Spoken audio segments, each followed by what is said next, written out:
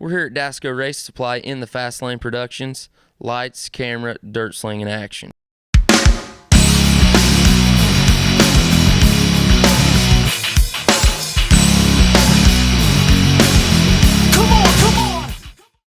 We're here at DASCO Race Supply with the UMP Modified National Champion Crew Chief winner, Donnie.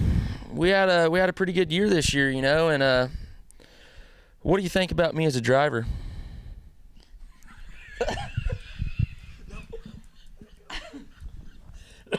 You gotta be kidding me. I think you're a good driver. Are we taping this now? Oh, Lord. Ask me what you think of me as a driver. Well, let me ask you a question. What do you think of me as a crew chief? I mean, I've said it time in and time out that without you, I wouldn't be here. So, would you be where you are without me? Probably not. Probably not. I'm glad we finally agreed on something. That's a first. But in all seriousness, you know, we really did have a great season this year, and I know we had a lot of fun together. And you know, what was the coolest win that we had this year in your eyes? Probably the Patriot 100. Just the way that you just seemed like you just dominated in the whole race, you know, and it was just like. You know, when you go to Putnamville and you run 100 laps and start in the middle of the pack and don't put a scratch on the car, that says something. And also, I knew that Mario Andretti was sitting in the stands, and he said you was the best driver he'd ever saw, a dirt driver he'd ever saw. So that was kind of cool. Yeah, I really had a lot of fun in that race. That was pretty cool for me. But You know, moving forward in 2013, what are some goals that you think we could accomplish? Well, I'd like to race a little less than we did in 2012, but maybe win a higher percentage of races, you know. So you're saying 50%'s not good enough? No, I'd like to win 70%. You guys see what kind of pressure I'm under here. You know. Well, I mean, you know, we raced a lot, and it just, of course, you know, it costs a lot of money to race that much, but I don't mind it, but we just wore ourselves, and we only had one car, wore ourselves and our car completely out, so, but I don't know. I'd like to win the national title again. I would. That'd be cool to do that. And if I do, I'm planning on writing a book. I'm going to write a book. And it's, what kind of book are you going to write? It's going to be tricks of the trade, the old school setups for modifieds and stock cars. Okay. How big a support and help has Mike Shell been to you? Oh, Mike Shell, he's great. I mean, he if you know, I mean, he'll build you an engine, just whatever you want. You know, I mean, if you're crunched on funds, he'll build you something and he'll help you out with it. You know, if you want to spend more money, he can do that. I mean, yeah, it's been great.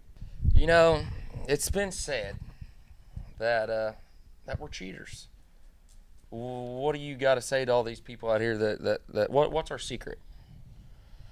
Well, I think our secret is I think it's the guy sitting in the seat, isn't it? Yeah, a little bit. That's about 20%. Okay, I agree. No, it's probably 60% of it's driver, but we hard work. We work on it a lot, and we work hard at it. And I think that the biggest secret is when we go into the racetrack, any racetrack, I feel like that my driver can run with or outrun anybody there. And I feel like that my driver thinks that whatever he tears up on the car, I can fix it. So it's kind of like we don't have to worry about it. You know, we're there to race. You know, I definitely agree with that. I know you can fix anything on the car. Okay, so you know, we got this banquet coming up this weekend, and we're gonna collect our money and get all of our trophies and all that. But I'm just curious how many beers you're gonna drink. None. None. I'm not going to be drinking. No way. I mean, so you're not even going to let loose and celebrate a little bit? I mean, no way. Well, I'm probably going to. Okay, so now I'm going to turn the microphone over to you, and you can ask me some questions. Okay. First off, I'd like to know, do you actually text while you race? I heard, now wait a minute, I heard that they was going to nickname you, for your race nickname, the Columbus Communicator. Is that right? And I also heard that you got a set of thumbs for Christmas one time, in case you wore yours out. I did, and I do text a lot. You know, he's been hard on me for a long time, you know, because I'm on my phone a lot. But I learned that from Brad Keselowski. You know, I'm tweeting and taking pictures and putting them on Facebook and stuff. But he did get me a set of thumbs for Christmas. So it was pretty cool one year. Well, also,